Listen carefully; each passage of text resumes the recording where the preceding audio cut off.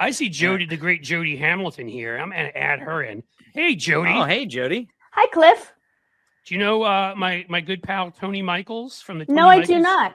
It's Hi, nice to meet you. Yeah, nice it's to nice meet to meet you. It's nice to meet you. How are you?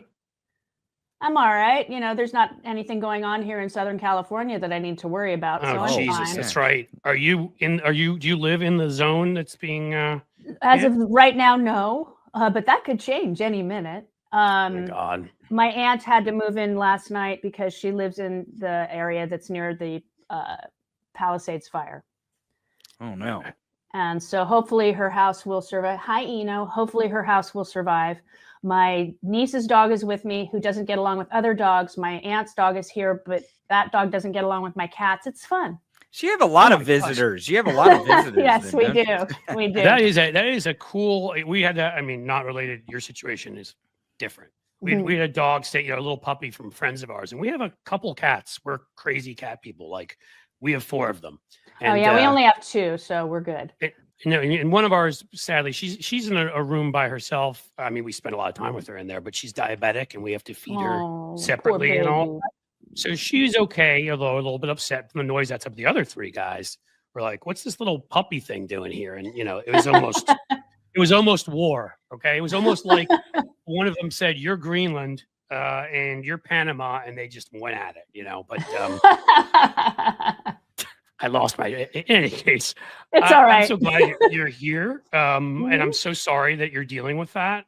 So obviously, if you have to jump at any point for much more important reasons, please do. No. It's, I mean, we're lucky. And I mean, I know at least 6 people that have had to evacuate so far. So hopefully all their homes are okay. I hope so. Yeah. I hope so. Well, I wanted to get into some stuff with you in general. Some political stuff, talk to you a little politics, talk to you about those awesome guitars on the wall behind you.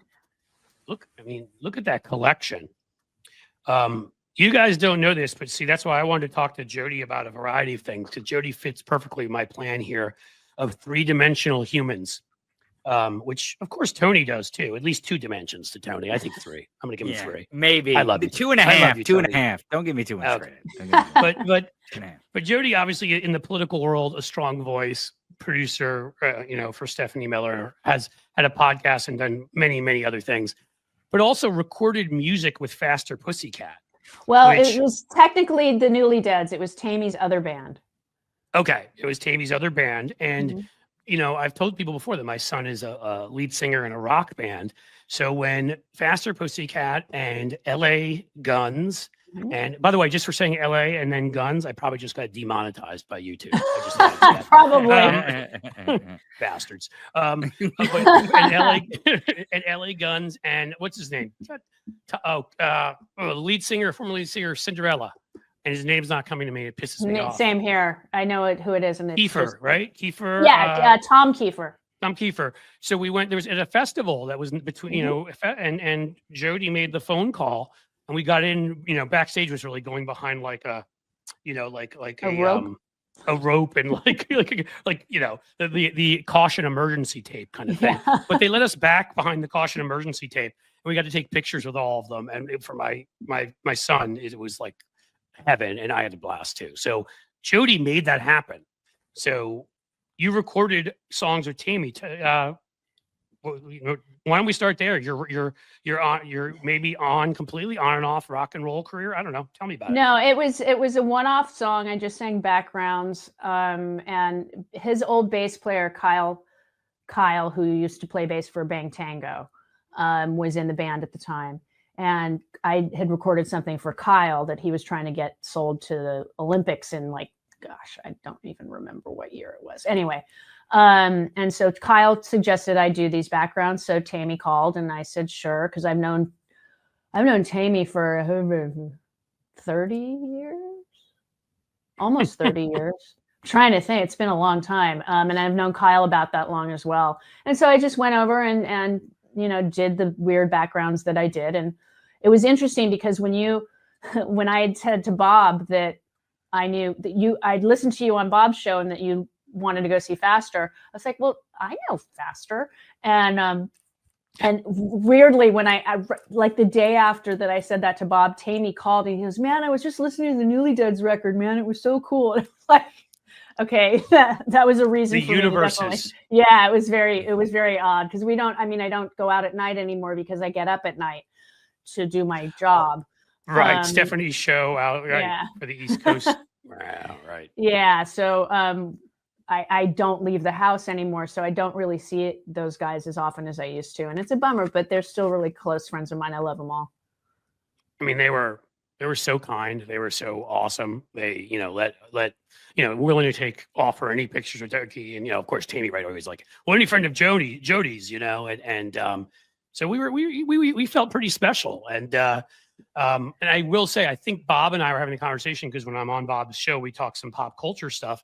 And, see, this is it. I'm in my 50s and I'm losing my mind. How can I not think of it with John Cena, the show that where he was like dancing to House of Pain, which is literally one of my favorite songs of all time. I can say House of Pain has everything in it. The musicality, the way he sings it. I love it. And the way John Cena danced to that. It was fantastic. Peacekeeper. Yeah. That's it. It's a great show. I love that show. Yeah, and so I was talking to Bob how much I love that, and it reminded me how much I love that song, which you forget over time, and then I think you heard that, and that led to us meeting them. So, life is strange. Have you recorded done any other music? Recorded any other songs on your own with folks? I've done some covers. I did a cover of my friend Chesney Hawkes' song called "Baby Jane." It's on the SoundCloud. I also did a cover for Cliff Schecter. My brain just went out for Cliff Schecter. See, I'm looking at you and I'm like, not for you. I was like, for oh my David. God, you did a song. I did a cover for you. You did. Here it is. No, I did a cover for David Ferguson. The End of the World. I covered The End of the World for Cliff Ferguson. And then several years ago, my sister Carrie was in a band called Guilt Lily. And great band, by the way. And her old guitar player, Lauren Molinari, who used to be in Little Caesar and the Dogs, called me up and he said, "Hey, I had this song, man, and it's so Guilt Lily, and I'd love to record it." And I said, "Well, have fun, go record it." And he said, No, I want you to sing. And I just have the chorus. And I said, "Well, I don't write lyrics." Sorry. But let me look, because I have my sister's lyric book. And I said, send me the chorus and I'll see if I can fit what your chorus is with some lyrics that I can find. And luckily she didn't write this song that she didn't record this poem that she wrote.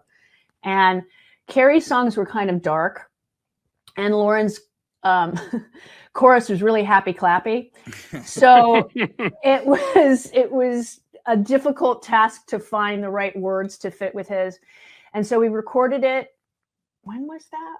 In 2018, I want to say. Oh, cool. So not that long ago. So this is a dark, happy song, is what? Yes, it's a happy, clappy, sad song. Going into 2019, 2020, right? An upbeat, sad song. It was, let me think, how old am I? I'm 57. It was my brother's 60th birthday. He's 67. So it was 7 years ago. So yeah, it was 2017. And so we recorded the song and then we did a music video. The song is called Mystery Connection and it's on YouTube under Guilt Lily, GILTLILY. And I've heard of it. I've heard of the band, honestly, because I get really great into, band. I like listening to indie and all. I mean, not indie, but anything I can find, whether big, small, whatever. And so I bet I'll like it because I love that one that you did with Tammy. So I'm going to check it out. Well, it was the band should have been signed in the early 90s and they just, things happen and you don't get a record deal. But so we recorded it and we shot a music video. And what's funny, if you've ever worked with bands, if you have a headshot, every person in the band goes, "I don't like me, but everybody else looks great." You know what I mean? So you have to go through a number of iterations to finally pick one shot that everybody likes.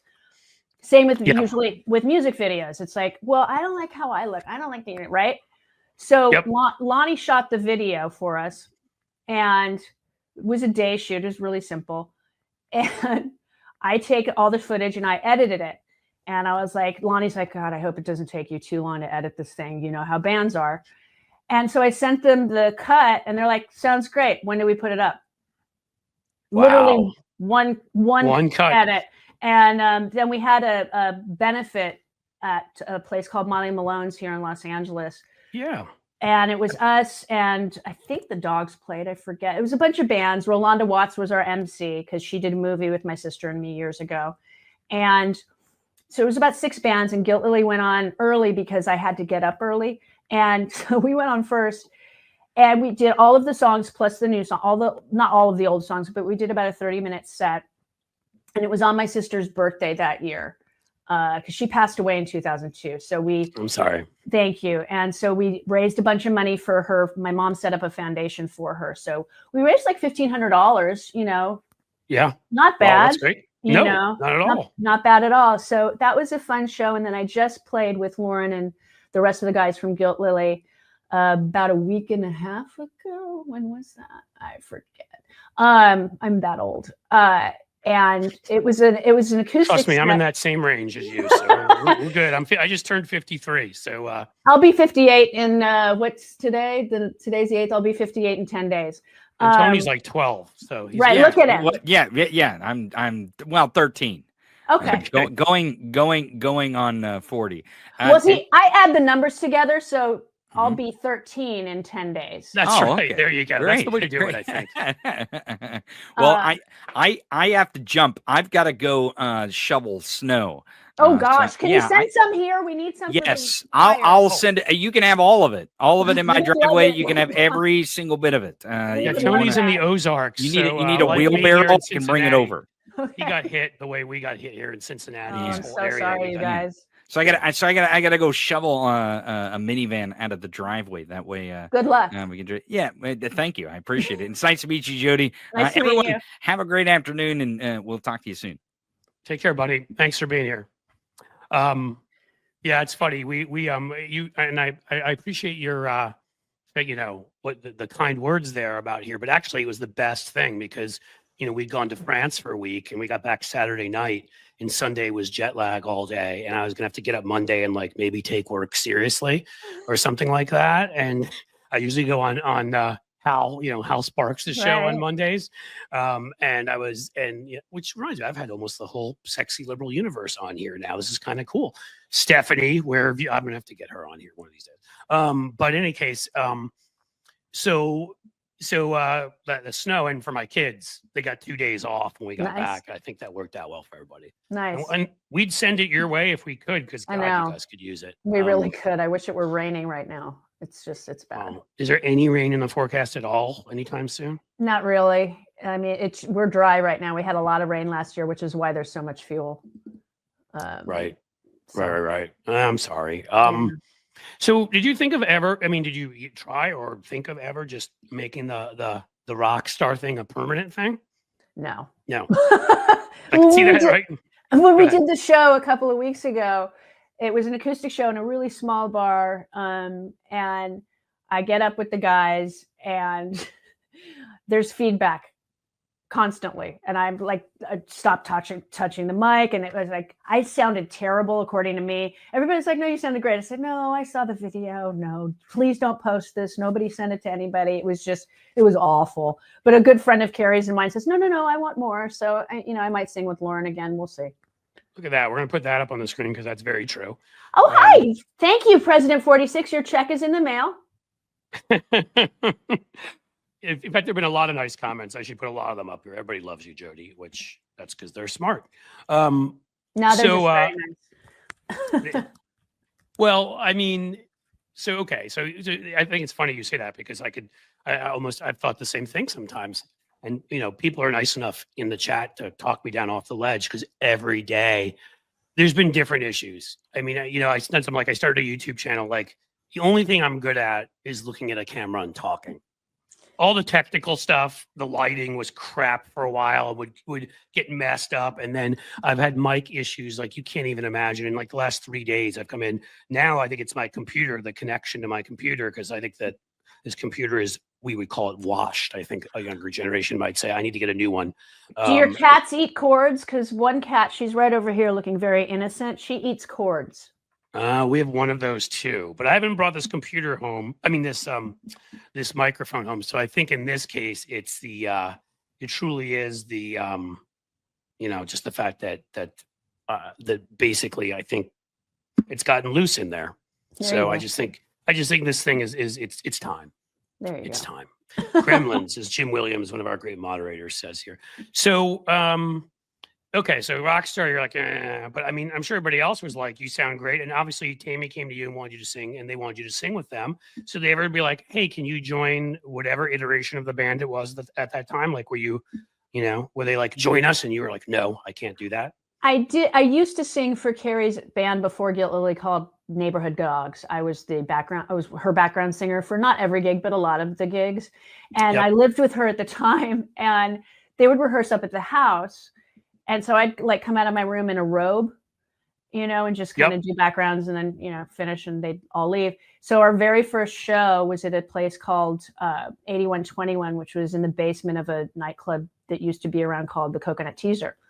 And at the time I was managing bands. Yep. And so a bunch of A&R guys that I knew personally were at this. It was a very small little acoustic place. Tiny, I mean, stage not much bigger than the room that I'm in. And so I said to the guys, I said, should I wear my robe? And they're like, well, of course, we won't know it's you if you don't. So I brought my robe and I put it on and walk up on stage, and I'm looking out and I see all these guys that I know professionally. And I'm like, oh, they're never going to take my call again.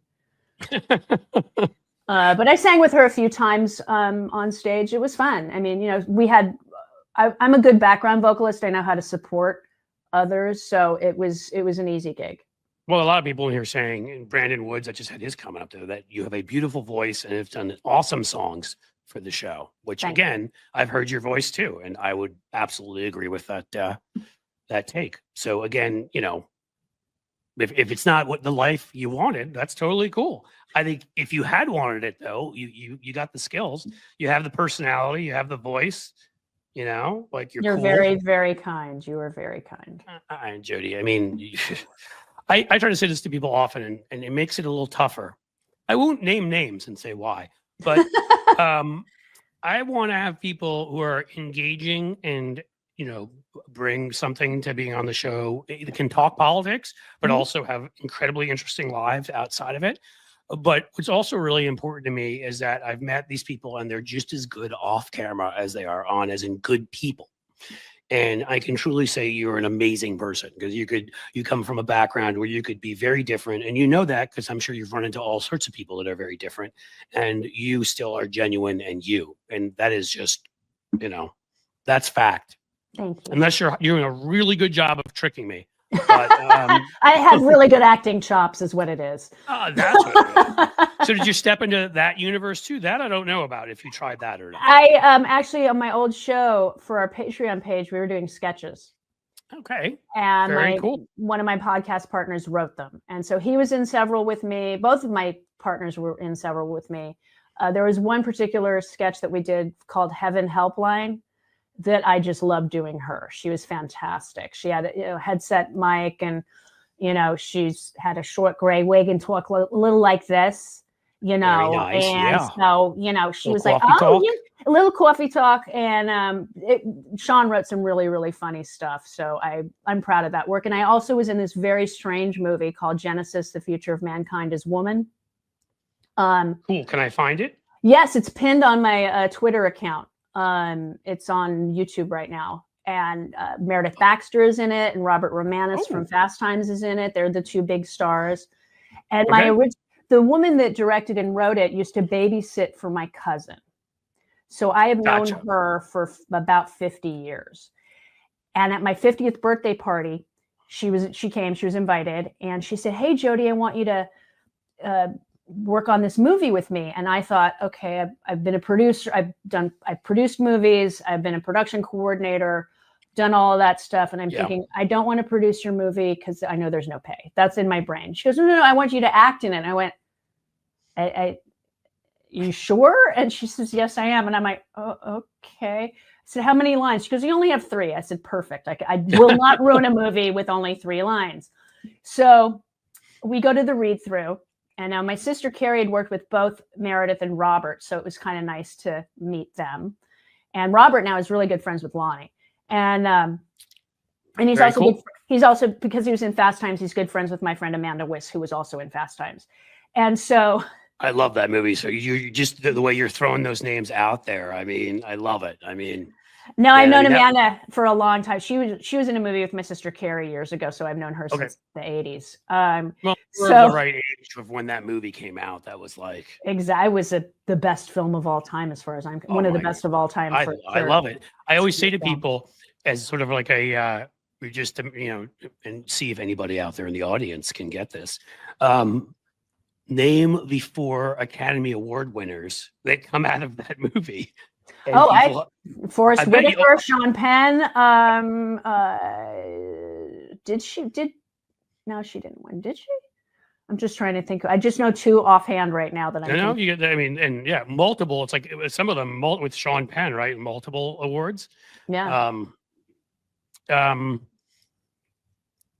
I may be even mixing up because I'm not There's thinking 2 of the at least. There's 2 at least. So did Jennifer Jason Leigh ever win one? I don't think she. Yeah. has. So I think she was the 3rd one. I think she got Best Supporting. Was it for single white female? She might have gotten that. Yeah. It was for one of those. And there's one more who had a smaller role. I'll give you a hint. He was one of the. Nick Cage. There you go. He was. So he was Nick Coppola in that. That was his credit. Was right. Nicholas He was Coppola. still going. Yeah. Mm-hmm. He was related to that family. Yeah. Mm-hmm. Exactly. But that's the thing is, I mean, I'm always like, if anybody bags on a movie, I'm like, find a movie with more Academy Award winners that have come out of it. Honestly, I mean, it's kind of incredible when you think about the actors that Eric Stoltz was in it. I mean, right. Stoltz had a big role. Cast. Yeah, it was a Phoebe Cates. Yes, Phoebe who was, Cates. Yeah, absolutely. I mean, that was a great movie. So, oh my God, that's funny. So, okay. So you were, but like, again, sort of like the music, did you dedicate serious, like, did you think I want to be a producer or actor? Oh, producer. Yes.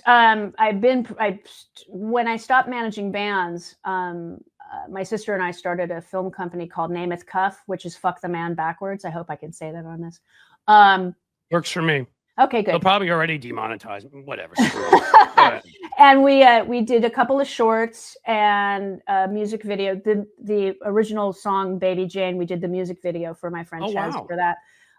But then all hell broke loose when my sister got sick, so we didn't do anything after that, unfortunately. And I produced Carol Burnett Showstoppers with my brother, and I got my first Emmy nomination doing that.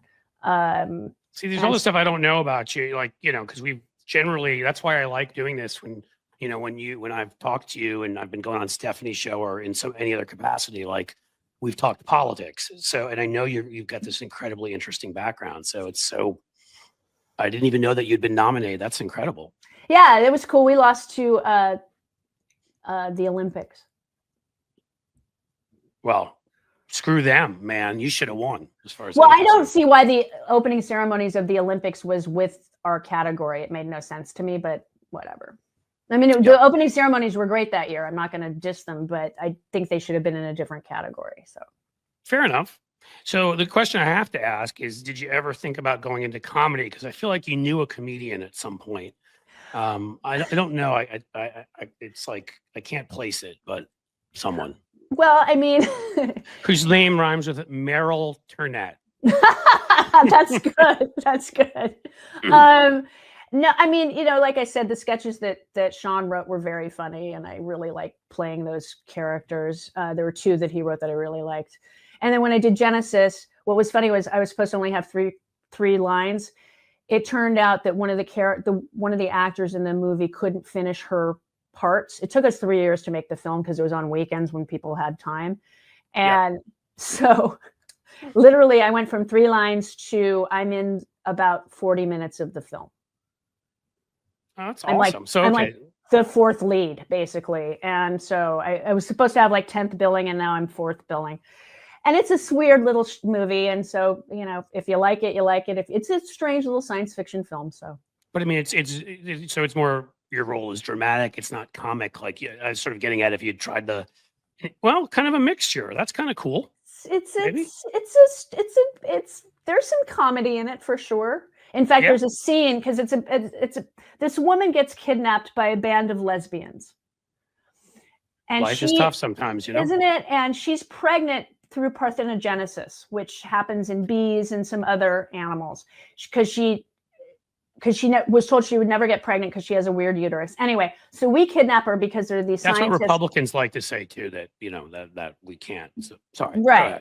So we kidnap her to save her from these mad scientists, okay, that have kidnapped her. We rescue her. So we take her to our ranch, and I'm one of the people at the ranch. Now, before I was going to have 40 minutes in the film, we're shooting this dance. We take her to this dance. It's like, the whole group is having a dance. And so I said to the director, I said, now I have some flannel that I can wear, or I have this. And I had this rainbow mini dress and these high platform pink boots. And she said, Oh, I cool. walked out wearing that. And Meredith Baxter looks at me, she goes, I'll take that. And I went, okay, if Meredith likes it, And so I ended up wearing that, which was very funny because it was so not, and I was the glam girl, I guess. But it's a weird little movie, and it's. When did it come out? When did it come? Gosh, we shot it. We started shooting it about 8 years ago. So I want to say it premiered 4 years ago, something like that. Right. Something like that.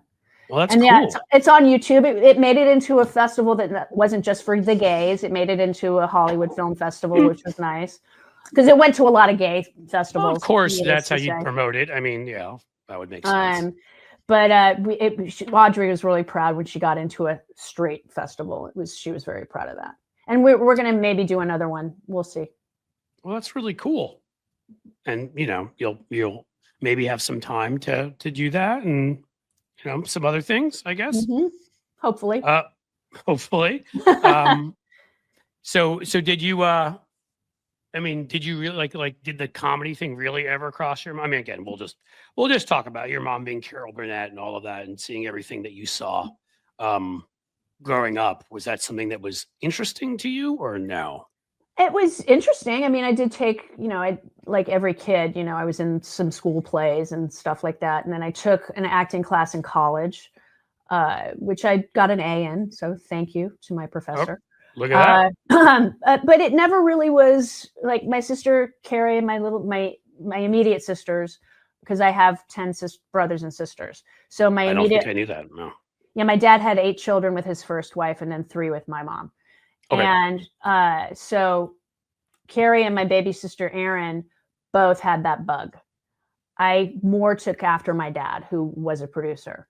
So and my brother and I have worked together a bunch of times. I mean, my gig before my podcast and before I got Stephanie's show, I worked with my brother for 7 years on doing industrials for a hotel chain. Oh, okay.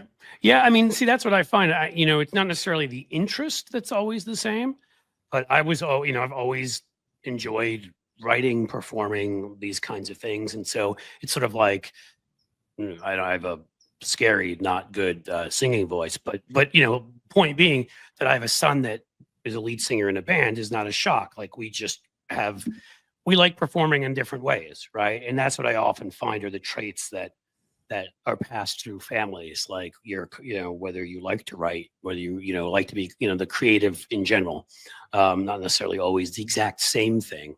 Right. And it seems like you have tried yourself out at, and enjoyed a number of different kind of creative careers. It's just, wasn't the specific one that, and well, actually it was in a way, I guess, because you saw what your dad was doing and it was more kind of the. When I was 10 years old, I wanted to be an agent. That's awesome. And then I discovered music and realized, well, agents don't really have a lot to do with musicians, how their careers go. They basically just book them. Right. Versus an agent for an actor really kind of melds the person and figures things out to make that person's career go the way they want it to. Whereas a manager does that sort of thing for bands. So then when I was 11, I wanted to be a manager, and I was for a while. Right. Didn't work out. I had some good bands that I managed, but obviously didn't get it. None of them got any deals. But that's the nature of the beast, unfortunately. Right. As we know, I mean, it takes talent. I think I always feel like well, maybe it doesn't always take talent. There are some people that get luckier than they should, But I think a lot of the time it takes talent for those kinds of things, but it also just takes luck, right? It's sort of both of them. It's luck and talent. I mean, one of the bands that was called Five Easy Pieces, we were so close to getting a record deal, and then it just fell apart, and it's too bad. They were a great band. They were a really good band. Yeah. No, I mean, like I feel like I was promoting a band when I was in grad school in New York, and I just thought, they put out a couple records independently. They were playing all the cool clubs down at the time, that if you went down to like Houston and sort of that area, I mean, it's changed a lot since then, but like all these cool kind of off of Houston kind of places, like some of these places where I early on saw, Blues Traveler and Living Color and like, some bands from the New York scene where I'm like, those guys look good. They might make it. But I probably said that to about 20 others that didn't, right? So some of it's luck and timing and, right? Because somebody makes a Avengers movie that blows up and then everybody, blows up, and does really well. And then everybody suddenly is like, we want superhero movies. And if you're the guy that was making a great, movie, a love story at that moment, maybe your funding gets pulled or something. I mean, so much of it seems to be that kind of stuff that happens. I got the opportunity when I was, I've got my little IMDb from, was it 2015 or 16? Because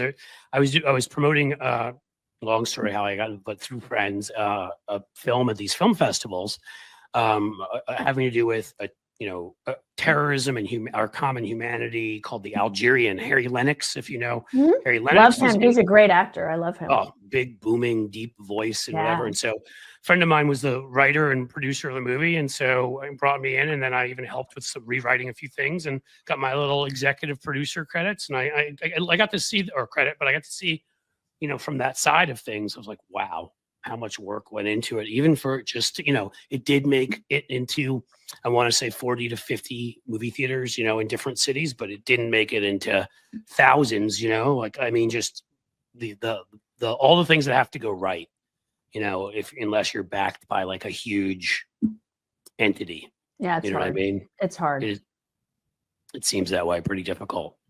So I suppose we probably have to talk some politics or something. Do we have to?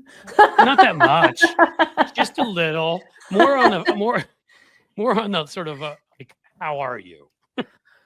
I stopped crying, so that's good. Okay. I'm just glad that with these fires that are happening, that it's now and not a couple of weeks from now, because Donald and Elon are already blaming our governor for the wildfires. Yeah, Gavin Newsom definitely. I mean, it's like a dragon. He breathes fire, right? Or something like that. It's you should have done this, that, and the other thing. It's like, what are you talking about? This is. You should have dumped water in every inch of California, man. It's like, dude, what's happening in my neighborhood. Winds like this, I've never seen. I've lived here 30 years. I've never seen the winds like this ever. And the Santa Rosa fire that happened several years ago in Northern California, this is very similar to what Bob Seska told me.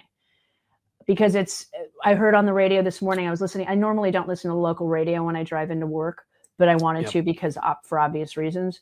Yeah. And one of the estimates was at some point last night, the fire was moving so fast I want to say it was a Palisades fire, but I don't know, was moving 500 yards a minute. Oh my God. That's insanely fast. How's that humanly possible? I mean, I guess. And because of the winds, there was no air support last night. So these guys are on the ground trying to fight a fire without any air support because it's too dangerous. Burbank Airport had to close. They were diverting flights out of Burbank to LA. Yeah, because there were 90-mile-an-hour gusts. We had hurricane wind gusts going on. We had at least 50 miles an hour in my backyard last night. Gusting, not sustained, but gusting. Right. Yeah, I mean, look, no, you haven't had that before. And again, I mean, I think we just had the 7th, I think they said, worst snowstorm in Cincinnati history. So, okay, that's not like the worst or second worst or whatever. But a bunch of them have been in more recent years. I mean, it just, are we ever going to embrace reality? Are we ever just going to accept it? Or I guess if we just bury our heads somewhere, it'll go away.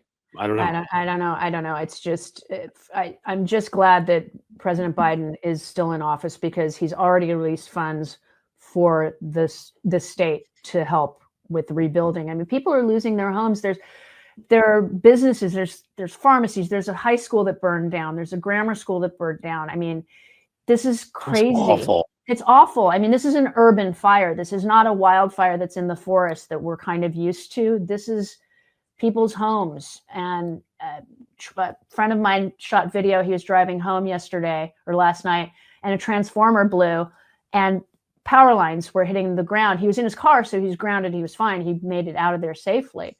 But we have a transformer right behind my house. I'm just glad it didn't blow. I mean, it's sad because, again, you know, are we going to be able to make it 4 years without there being a fire in California? No. You know, while Trump's president, of course. Well, that's what I mean. Of course not. Or in other various natural disasters, hurricanes, this, that, the other thing. You know, I mean, it's just, He's awful. He's awful. He's I have stopped getting sound bites for Stephanie of Donald, and she appreciates that. Yeah, I mean, again, like I won't listen to anything he says. If I have to read it, I will. Right. You know, I read what he said.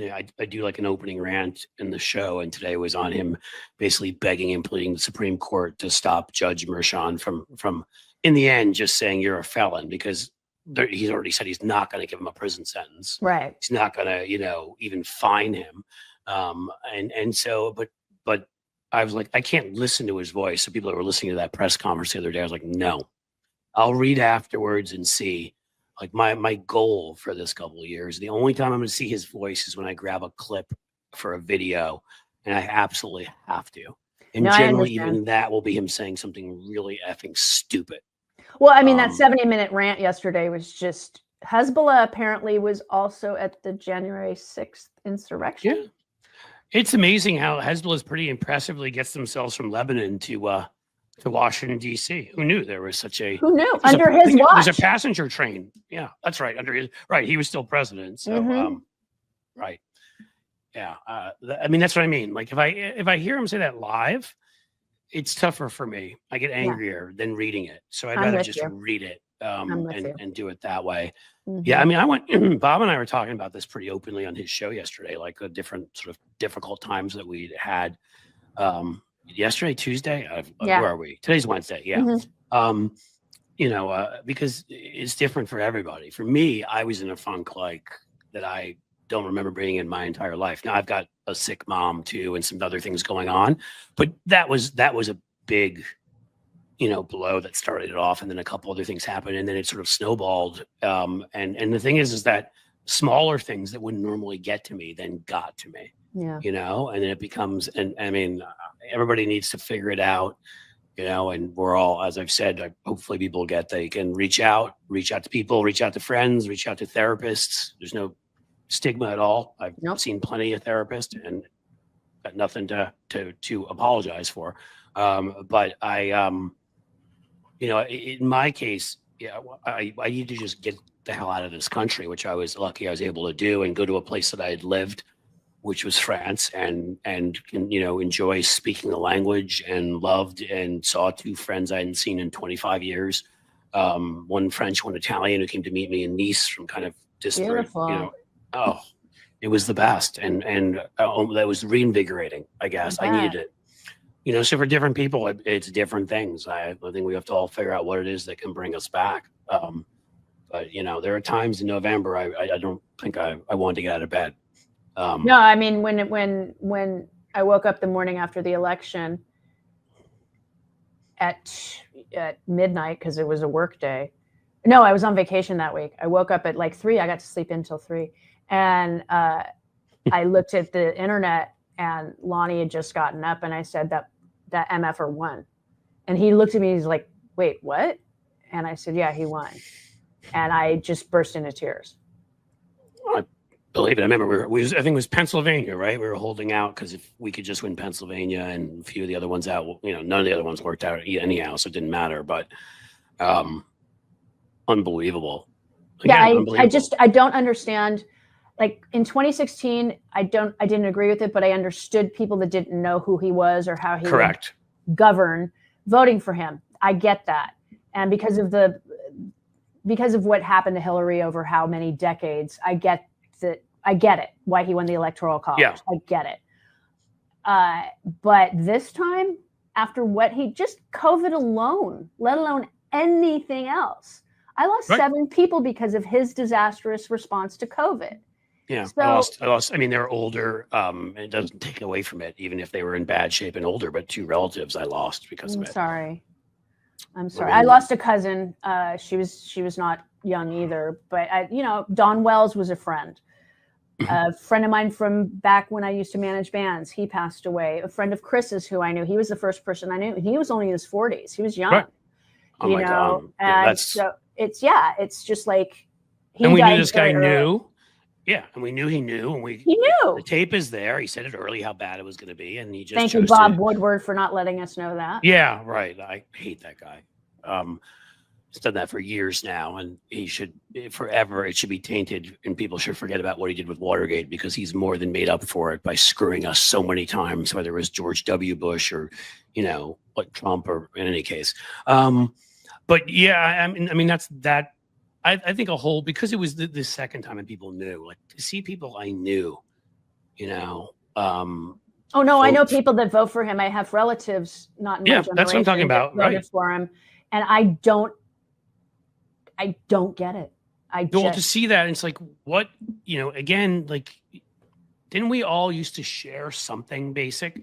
And I think that basic was somebody that's committed assault on numerous women, somebody who's a criminal and indicted on numerous things. It's somebody who clearly is a traitor. And I mean, I'm sorry, you don't need even the Senate intelligence report, which, by the way, the Republicans controlled the Senate at that time. You don't even need that. You just need common sense of, hey, I'm going to go talk to Putin without the translator. And Ukraine really should just let them have the eastern half of the country, and all the various ways that, so traitor, criminal, assault, this, that, horrible, these outbursts on Twitter. And it's like, so to see people, and you kind of to be say, I choose that. Like, I want that again, not to mention the risks of dictatorship and everything else, not to mention, that there's any kind of disaster, be it natural or not, he's going to screw it up or ignore it. I just, and then, it hit me in a way where I lost faith in my country. And then also, at least I could write it off and say that after bad elections against him, Sherrod Brown had won the past here in Ohio, and we had won, they gerrymandered some House races, but in was it 2022? We pulled out like in all 3 swing House races we won here. Like we won a bunch of Supreme Court seats, which they then took back. But point being, like, we had some good wins here, and that Trump seemed to be an outlier. The way he convinces all these people that never vote to come out just for him. But when you get to the point where it's no longer just like a 7-point win by him, but it's like a 13-point win. You just sit there and you're like, hey, I mean, Cincinnati's great. We are blue as hell. Probably voted 85 to 90% for Kamala, and Hamilton County, which I'm in, keeps getting more. The county around Cincinnati keeps getting more blue all the time. I mean, I don't know what the final percentage was, but we went 60% for Biden. I'm pretty sure it was 65, something like that. But like, I drive 40 minutes, 30 minutes, 20 minutes away from here, and I'm in a place that I don't think feels a lot like America to me. Well, I mean, California has its pockets as well. Trust me. Right. The orange curtain alone. But it's what one person that I knew for 40 years, I'm not talking to him right now, he voted for Donald because Donald's going to stop all the wars. Yet Donald wants to invade Greenland. He wants to invade Panama, and he wants to invade Canada with military force if necessary. So, hi, your peacenik guy wants to be Hitler, literally Hitler. Yeah, I don't believe anybody's. I mean, I don't know your friend. So I don't know. He's an old hippie. That's even worse. I don't believe anybody who is smart really believes that. I think they could convince themselves of that and find a way to mean it. But, after the way he obviously killed Soleimani, the Iranian head of the Republican Guard, and other various things he's done, like, no, he threatened plenty of other countries when he was in office. So, I mean, it just is, I think people who wanted to vote for him found excuses to vote for him. Yeah, I mean, the contrast between him and President Carter, who's being laid to rest tomorrow, is just amazing. Yeah, I mean, it's a reminder of, I mean, because again, I've said this on the show many times in other shows. I mean, to me, you know, so much of it is Reagan is where we went all wrong. Mm-hmm. You know, 30s to the 80s, we still had Jim Crow, which we were fighting against. We still had women didn't have equal rights. Again, I don't. We still say it like don't. this. Well, yes, and now I've had rights taken away. I still don't say it like it was this perfect time. But economically, a 91% top tax rate at times, certainly a 70% top tax rate. You know, people on one salary, working families could live to, you know, could go on vacation and live well and had healthcare and had pensions. And we were moving to a place where more people through the Civil Rights Bill and Civil Rights Act and others were being included in that. Mm-hmm. And, you know, and we've created the strongest middle class in the history of the world. And then we track most other Western nations during that time.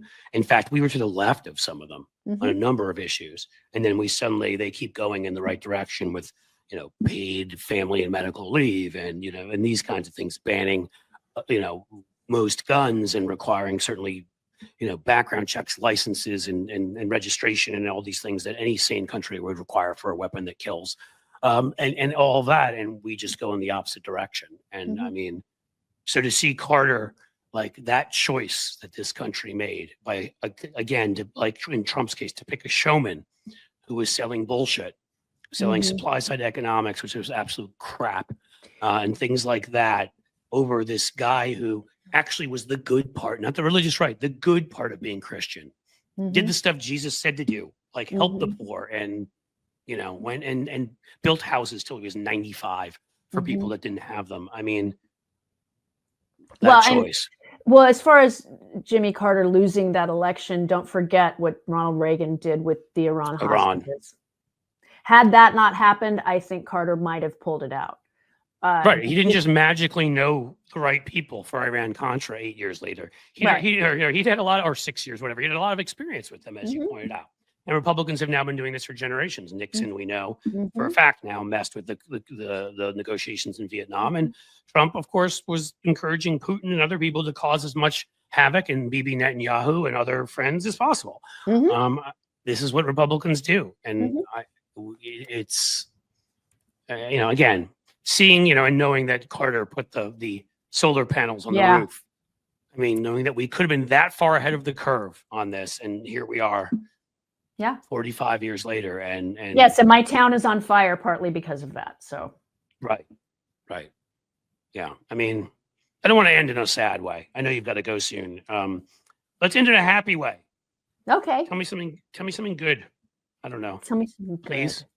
Tell me something good. My cat looks adorable. Even with to make it up.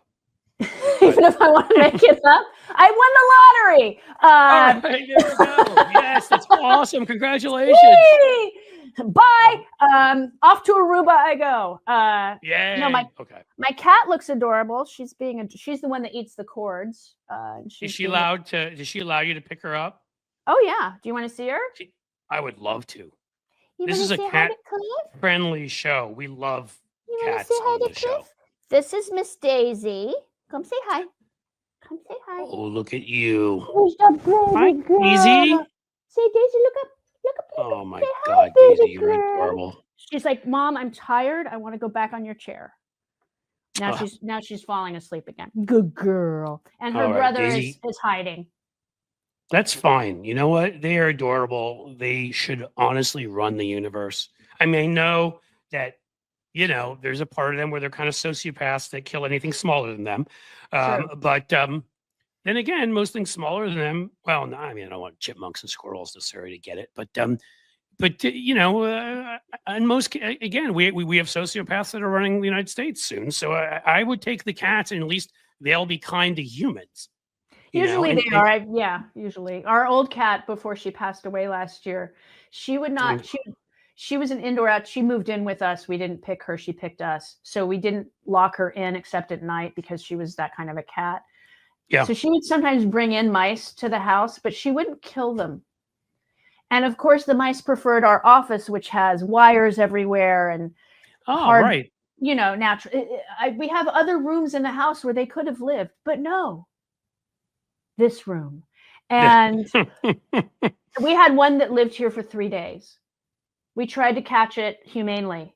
You should have charged that one rent. We should have. At one point, I was sleeping and we thought she was locked in. It was a girl because she jumped over my head. That's how I knew she was a girl.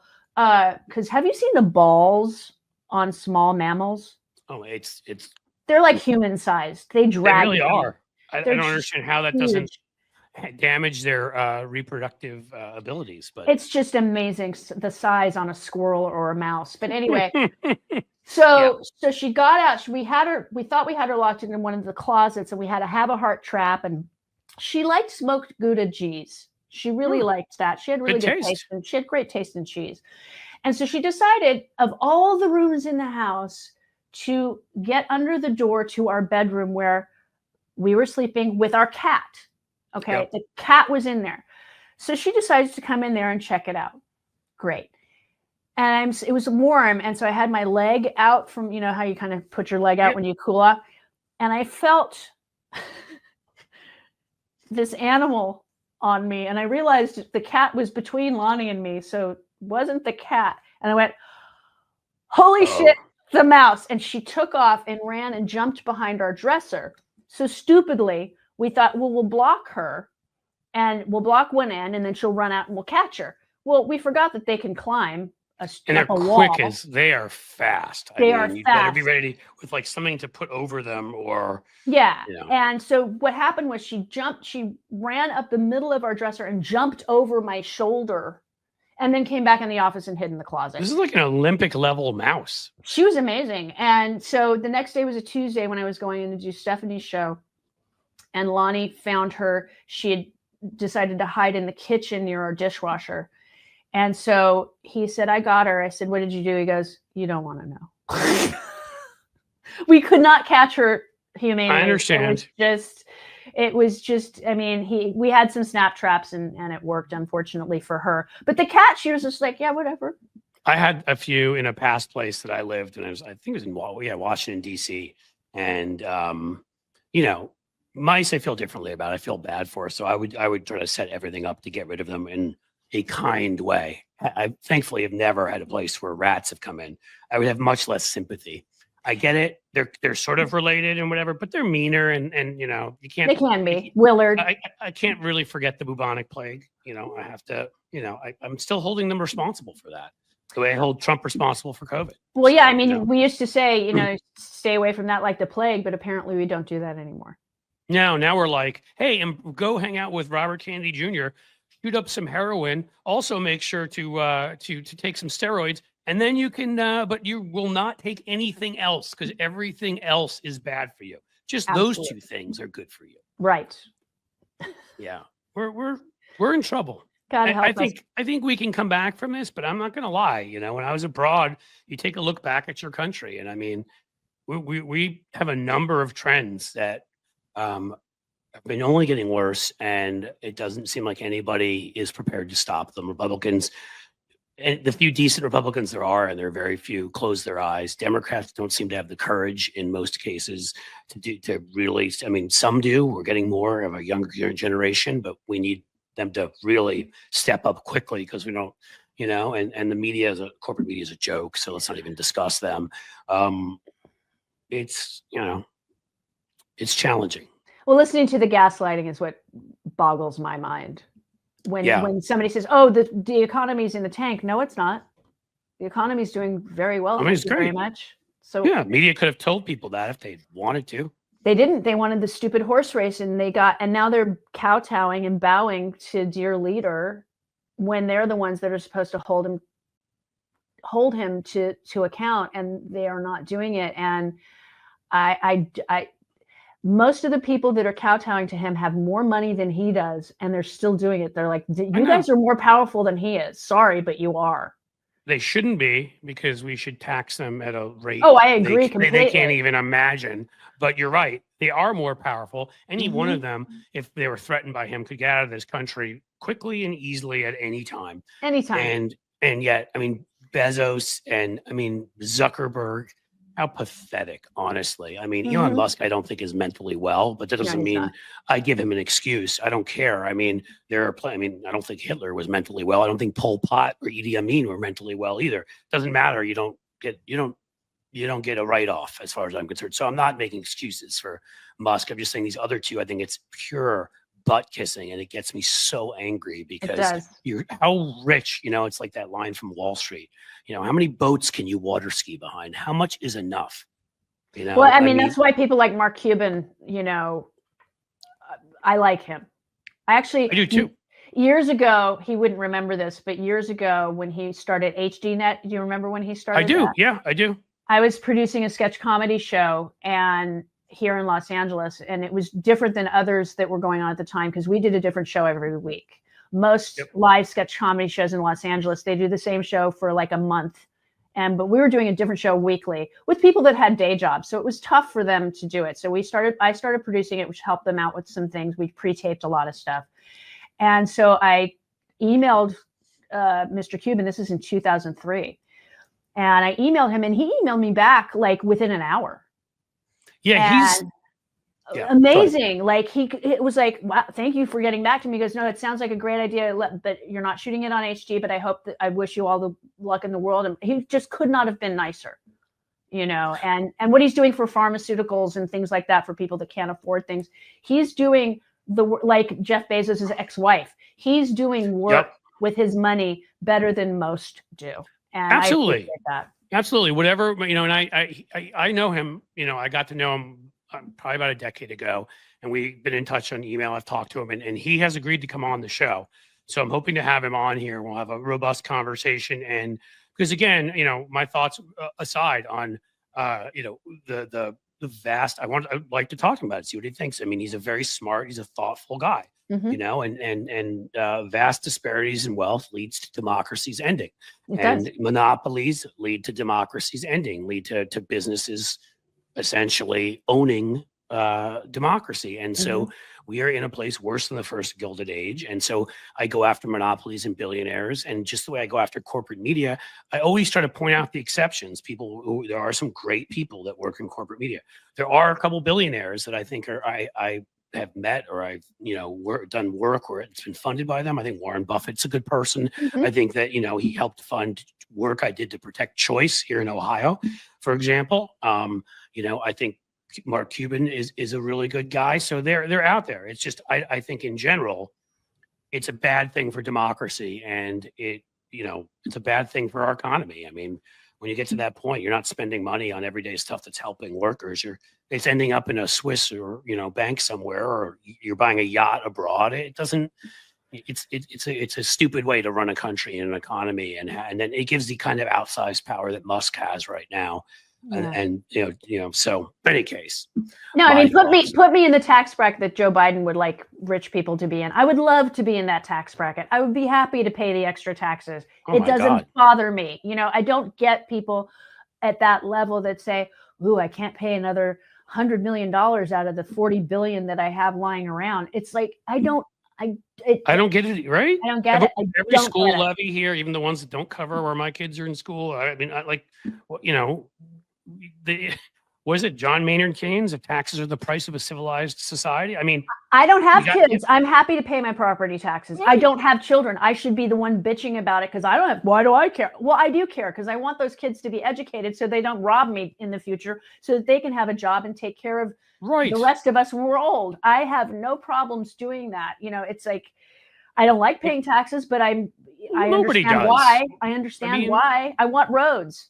I don't like paying for food. I don't like paying for these lights right here. I mean, I don't like paying for anything, but I understand I must, and it's part of the way things work, and I do it. And taxes are the same thing, and it's the same thing. Even if those taxes are for other purposes, I realize that part of the public good of living in a democracy is that you raise everybody up, because if you don't, then we all become in our little silos, which is what the right has done now, and the end is the end of democracy.